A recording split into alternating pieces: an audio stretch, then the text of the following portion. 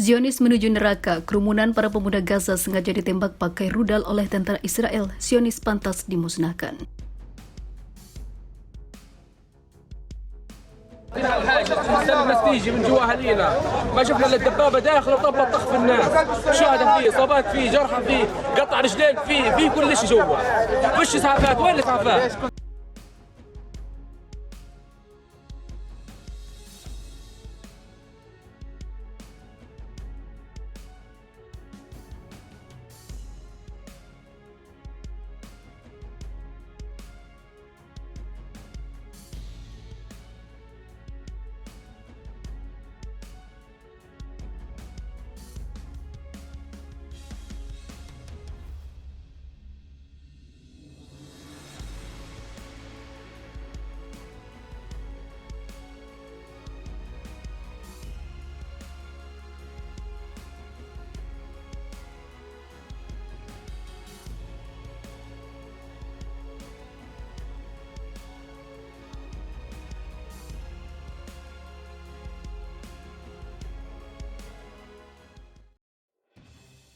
Keadilan bagi Palestina segera tiba. Kemenangan pun akan tiba bagi warga Gaza. Belum lagi pasukan Israel yang membabi buta menyerang sipil yang tanpa senjata, sedangkan melawan Hamas malah sembunyi di ketek Amerika. Serangan Israel dibalas oleh pejuang Gaza dengan menembakkan wilayah Zionis hingga sirene meraung di seluruh negeri dan menakui para sipil Israel yang nyenyak tidur tak seperti saudara kita di Palestina yang terus terancam. Agresi militer Israel terus berlanjut di tepi barat Palestina lewat jalur darat dan udara. Tindakan pasukan Zionis dilancarkan menjelang pertempuran. Sebuah pertemuan Majelis Umum Persatuan Bangsa-Bangsa atau UNGA, 4 orang warga Palestina sebelumnya tewas dalam serangan masif tentara Israel di wilayah Jenin tepi barat. Menurut informasi yang dirilis Kementerian Kesehatan Palestina, tentara Israel dengan sengaja menembakkan rudal ke arah kerumunan pemuda di daerah tersebut, seorang ataupun beberapa orang sipil yang tak bersalah. Di mana tentara Israel menembakkan rudal ke arah pemuda, lanjut pernyataan tersebut dikutip FIFA Militer dari Middle East Monitor. Reporter Al Jazeera Nilda Ibrahim secara langsung melaporkan situasi dari Ramallah, bahwa penggerbekan di Jenin masih berlangsung. Beberapa warga tepi barat bahkan memasang penghalang jalan untuk menghalangi tentara Israel. Palestina mengatakan serangan-serangan ini terus berlanjut tanpa adanya pencegahan nyata dan pasukan Israel diberikan keterbukaan, ucap Ibrahim. Tak hanya di tepi barat, aksi brutal militer Israel juga menghabiskan nyawa 20 orang sipil Gaza, tepatnya di kota Rafah. Pasukan Zionis menghabisi 5 orang wanita dan juga 7 anak-anak. Gempuran tentara Israel di Gaza dan tepi barat ini terjadi menjelang pertemuan Majelis Umum Persatuan Bangsa-Bangsa dan berencana membahas gencatan senjata.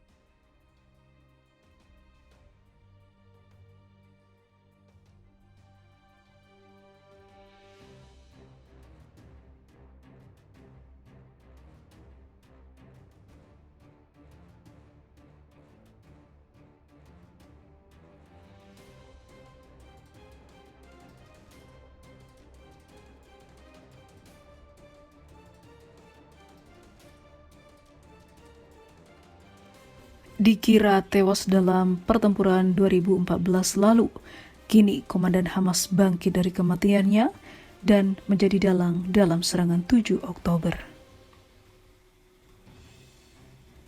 Muhammad Sinwar, nama Komandan Hamas yang dinyatakan telah meninggal oleh serangan Israel pada 2014, seperti bangkit dari kematian.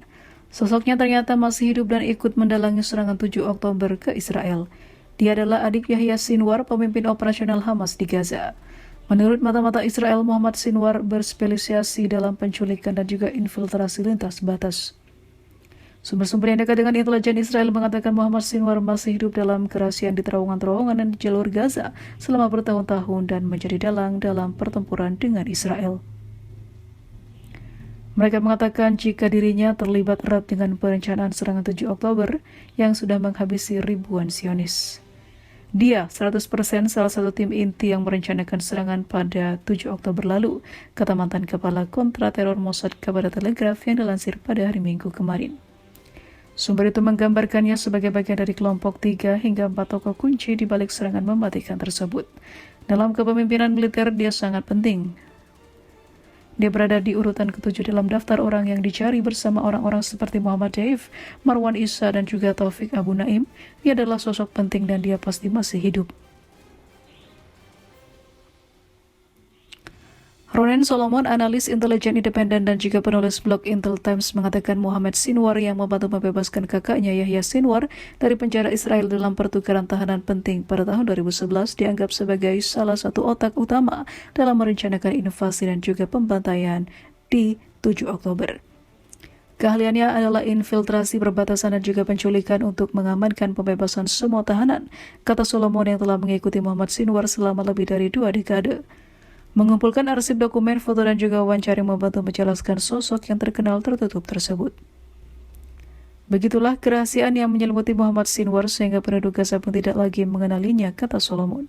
Dia bergerak secara diam-diam dan dalam jarak terbatas karena takut terkena pembunuhan Israel. Selama 2 dekade terakhir, dia selamat dari 6 upaya pembunuhan. Pasukan Israel menghancurkan rumah keluarga Muhammad Sinwar setelah dia jatuh ke tanah menyusul upaya pembunuhan yang gagal hingga berkali-kali. 10 tahun kemudian, pada puncak perang tahun 2014 adalah Israel dan Hamas. Kelompok perlawanan Palestina di Gaza tersebut menyatakan dia meninggal, merilis gambar yang menunjukkan dia terbaring di tempat tidur berlumur darah. Namun, yang pasti, Muhammad Sinwar masih ada hingga saat ini.